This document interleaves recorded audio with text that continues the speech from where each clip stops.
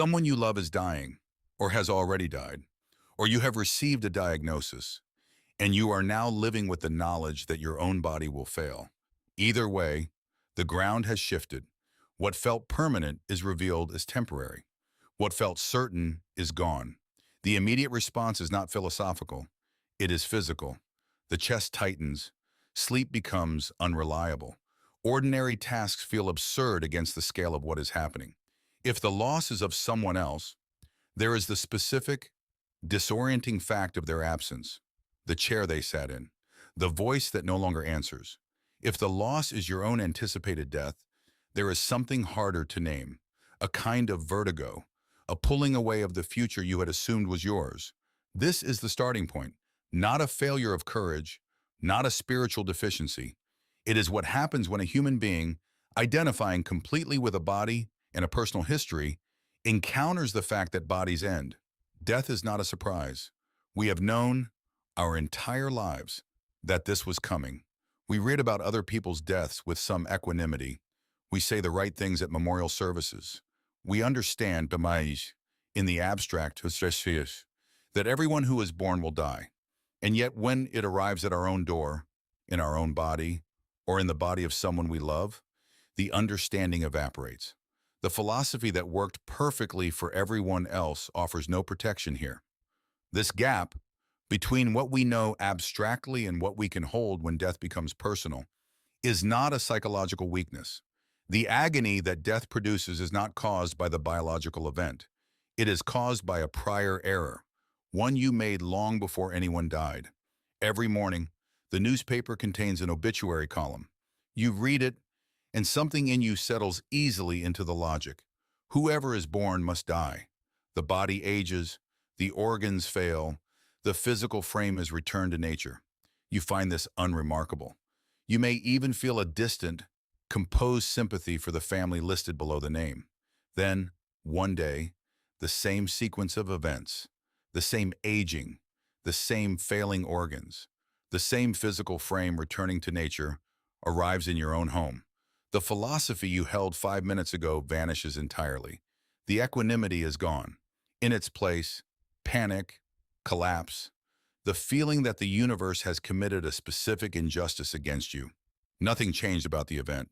What changed is that it touched your body, or the body of someone you call mine.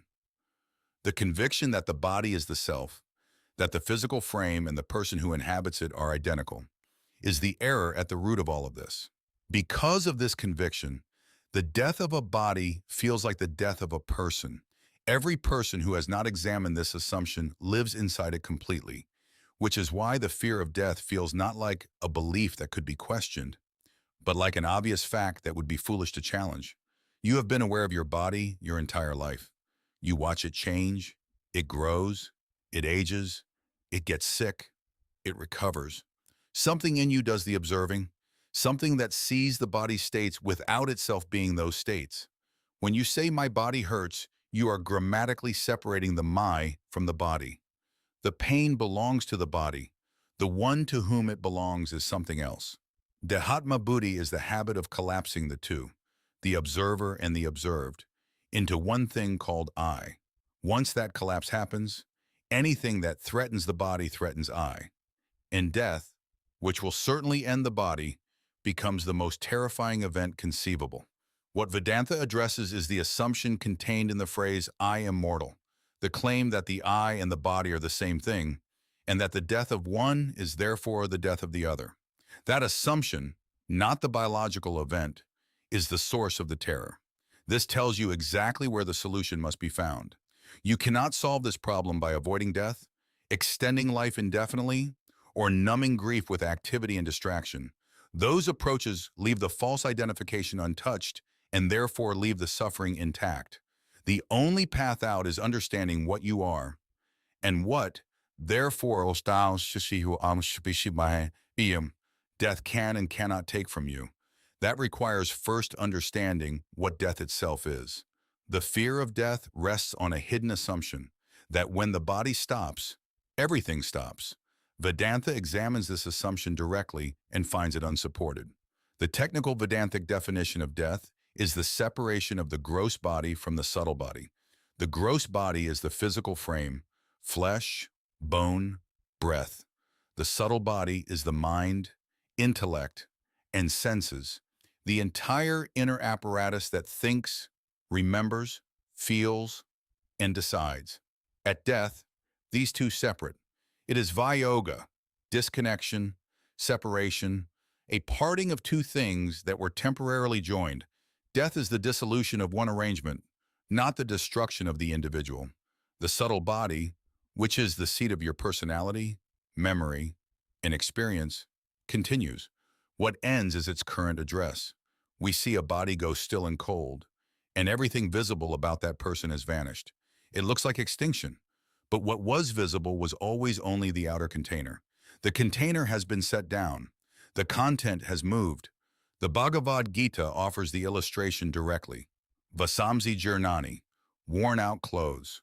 Just as a person discards an old, threadbare garment and puts on another, the Dehi discards a body that can no longer serve its function and takes up a new one. The person who wore the clothes is not diminished by the discarding. The clothes were never the person, they were what the person wore.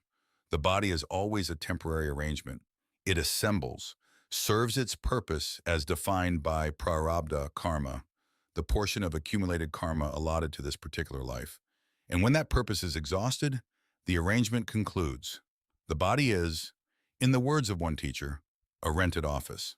The lease is prepaid. When it expires, the tenant must vacate. No renovation extends a concluded lease. A falling dry leaf illustrates the same principle from the side of nature. A leaf grows green in spring, yellows through autumn, dries, and drops. The tree does not register this as catastrophe. The leaf has completed its function. Matter is returning to matter. This is not tragedy, it is the ordinary rhythm of form. This reframing is not consolation. The Vedantic tradition is not offering comfort by softening the facts. It is insisting on a more precise reading of the facts. If death is Vyoga, separation of gross from subtle, then what dies is only the gross. The subtle continues. And behind even the subtle body, there is something that neither travels nor stays, neither assembles nor dissolves. The body changes constantly. The mind swings between joy and despair, clarity and confusion. Yet something in you has been present through every one of those changes, watching them, aware of them, without itself being swept away. Vedanta calls it the Atma, the self, and defines it precisely: pure consciousness, the unchanging knower that underlies every experience you have ever had. For any experience to occur, grief, fear, love, the sensation of this moment, there must be an awareness in which that experience appears. That awareness is never the object of experience. It is always the subject, the one before whom everything else arrives and departs. You have experienced childhood, youth, sickness, joy, the shock of loss. Each of those was a state that came and went. The one who was aware of each state as it arose has not come and gone. You do not remember your childhood as something that happened to someone else. The witness was there then, and is here now, unchanged. Vedanta's claim is not mystical. It is that this witness, this Atma, is your actual identity, entirely untouched by what it observes. The Sakshi is literally the one who sees. The Sakshi's defining characteristic is that it cannot be what it observes. You can observe your hand, which means you are not the hand. You can observe a thought, which means you are not the thought. The Sakshi is never the object. It is always prior. The teaching uses this illustration. A clay pot sits in a field. Inside the pot there is space. Outside the pot there is the same space, one continuous expanse. The pot breaks. The space that was inside does not escape, scatter, or die. It was never confined. The pot's existence created the appearance of inside space and outside space. But the space itself was always one, unbroken, unaffected by the pot's birth or destruction. Your body is the pot. Consciousness is the space. When the body fails, consciousness does not spill out and perish. It no longer appears to be localized in that form. This is not a consolation metaphor. It is the unchanging ground in which the body's appearance and disappearance both occur. Birth did not create you. Death will not destroy you. What the body's dissolution destroys is only the particular form, the pot, not the consciousness that was never enclosed within it. The mind says, but I feel so identified with this body, this face, these memories. How can I possibly be something so vast and impersonal? This resistance is itself the confusion being pointed at. You feel identified with the body precisely because you have not yet examined who is doing the identifying. The one who feels strongly attached to the body is the mind. The one who is aware of that attachment, who can step back and observe there is strong attachment here, is the Sakshi. You have touched it every time you observed your own emotions without being completely consumed by them. The witness is not a distant philosophical abstraction. Vedanta is not asking you to perform a spiritual exercise. It is asking you to recognize what was already there. The Atma requires no construction. It requires recognition. If the true I is the witness, untouched by the birth and death of bodies, then the terror of death is a response to mistaken identity, not to reality. Recognizing this in principle and knowing how to stand in it when death is at the door are two different things. How does this understanding meet the practical, unchosen reality of loss? Vedanta draws a distinction most of us never learn to make. The difference between a situation you can change and a situation you cannot. For situations where action is possible, act. Choose a different doctor. Try another treatment. Move cities. Repair the relationship. Everything in your power belongs in this category. But there exists another class of situation, one where no action, no medical intervention, no amount of grief, and no intensity of prayer will alter the outcome. Death of the physical body falls squarely here. It is what the tradition calls a pariharyartha, a choiceless, remediless situation, where the only available response is acceptance. Resisting it does not delay it. It only destroys your peace while you wait. We treat our own bodies and our loved ones as exempt from the laws we accept everywhere else, demanding that universal mortality apply to strangers but not to those closest to us. Neighborization is the practice of applying the same calm objectivity you already use for strangers to the bodies that happen to be closer to you. It does not mean you care less. It means you stop demanding an exemption from universal law. Your prarabdha karma, the specific portion of accumulated action ripening in this lifetime, functions like a prepaid lease on a rented space. The terms were set before you moved in. When the lease expires, eviction is not negotiable. No renovation of the building, however expensive, extends a lease that has already run its course.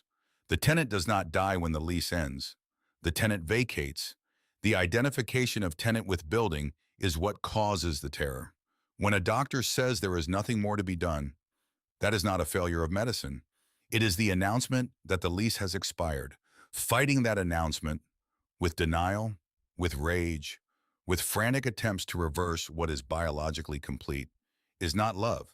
It is dehatma-buddhi in its most acute form. The conviction that the body is the person and that losing the body means losing the person entirely. Acceptance, in the Vedantic sense, is not passivity before that announcement arrives. Before the lease expires, every reasonable and available action is warranted.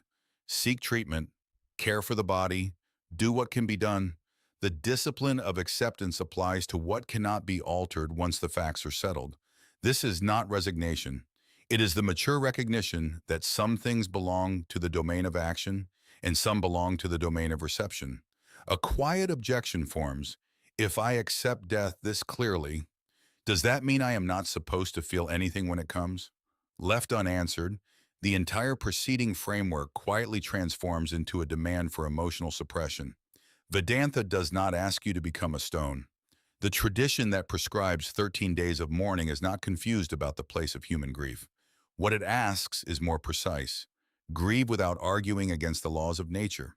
You can cry fully, feel the weight of absence, sit in the specific silence that a person's death leaves behind, and still not be in rebellion against what has happened. Mourning is allowed. The problem is not grief. It is what happens when grief refuses to conclude, when loss becomes a permanent residence rather than a passage, when the mind returns daily to the question, why did this happen? As though reality might eventually answer differently. That is resistance to a choiceless fact. It causes suffering without altering a single thing in the world. Grief has a natural boundary, and crossing past that boundary into permanent resistance serves nothing and costs everything. The practical shape of this is less dramatic than it sounds. You cry, you feel the loss in your body, in your routines, in the small places where the person used to be. You attend to the ordinary rituals that the tradition provides, and those rituals are not incidental. They give grief a container and a duration. Then, with time, you return to your duties.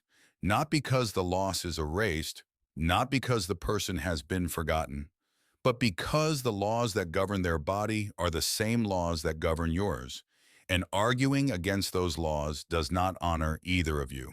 What Vedanta removes is the layer of suffering that sits on top of natural grief, the suffering that comes from treating a universal law as a personal injustice.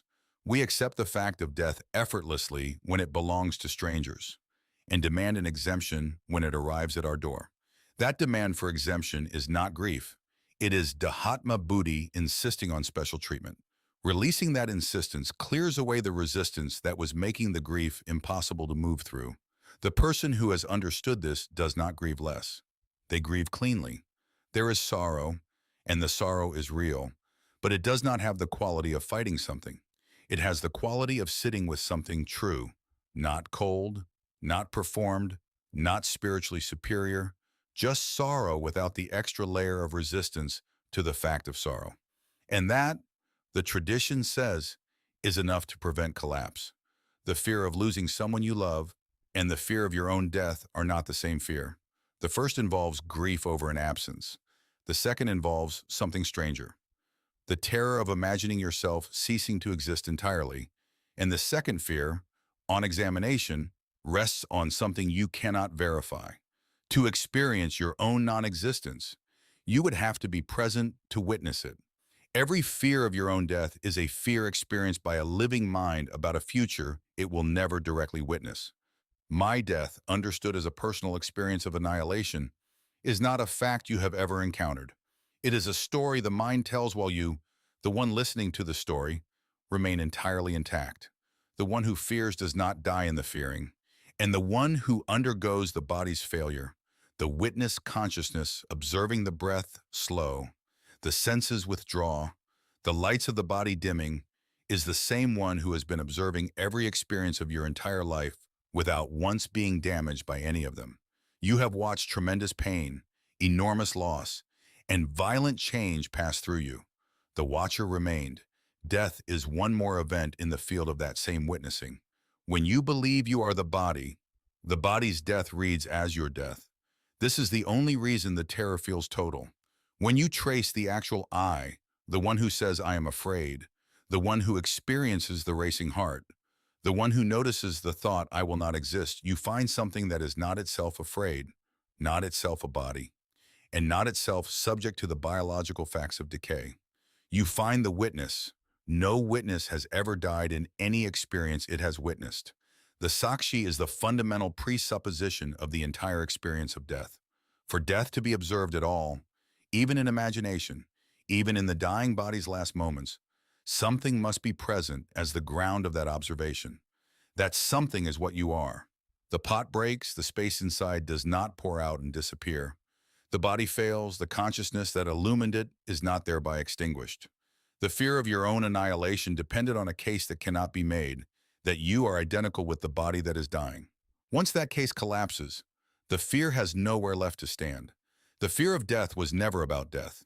It was a case of mistaken identity so deep it felt like reality itself. The body will die. That fact has not changed. What has changed is the answer to the question, who dies? Not you. That witness was never born into a body. It was never a tenant who could be evicted. It has no lease to expire. What expires is the physical frame it illumines, the way a candle flame might gutter out without the air in the room being diminished. The wave rises and collapses. The water was never in danger. When you identified yourself as the wave, as this particular body, this name, this set of relationships, death appeared as annihilation. When you recognize yourself as the water, death becomes what it is, a wave completing its arc. The body still ages. People you love still die. Grief still moves through the system, but none of it touches the floor. You can mourn without collapsing because the mourning is happening in you, not to you. You can sit with a dying person without flinching away. You are no longer looking at a horror, but watching a worn-out coat being set down by someone who no longer needs it. You can think about your own death without the mind seizing, because the I you have taken yourself to be is the one thing in the equation that does not die. This is what Vedanta means by freedom. Not freedom from the facts of biology, not the elimination of emotion or the performance of indifference. Freedom from the foundational error, dehatma-buddhi, the belief that the body is the self, that made every fact of biology feel like a personal assault. Once that error is seen for what it is, the assault stops. The facts remain, but they are now the natural movement of matter returning to matter, witnessed by something that was never made of matter to begin with. The practical result is an inner stability that no external event can permanently overthrow. You act where action is possible. You accept where it is not. You grieve the way rain falls, fully, for the right duration, and then it stops. And underneath all of it, unchanging, is the same witness that was there before the grief began and will be there after it passes. Denial and collapse both arise from the same source, the conviction that the I is mortal. Remove that conviction, not by force of will, but by accurate understanding. And there is nothing left to deny and nothing left to collapse. What remains is a quiet, unshakable recognition. The true self has never once been in danger, and the natural arrival and departure of forms, including this body, is the ocean doing what oceans do. If the self is unchanging and untouched by all experience, what is the relationship between that eternal ground and the life you are actively, fully living right now? Not an emergency, an invitation.